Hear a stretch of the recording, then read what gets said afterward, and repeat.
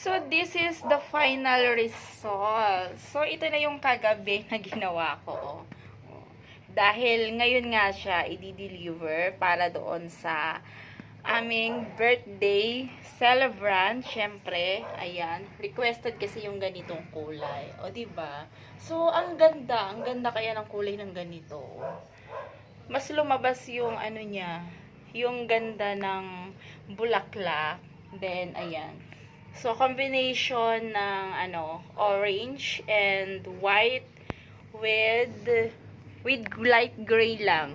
Kasi masyado ng makulay at matingkad yung ating orange. So, nag-additional ako ng flower bouquet. Ayan. Nag-additional din ako ng flower wrap na kulay gray.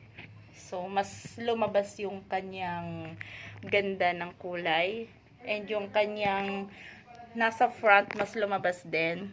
With, syempre, yung ating ribbon. O, diba po? Ayan. So, mas maganda siya as a personal. Ayan, o. Sana magustuhan ng pagbibigyan.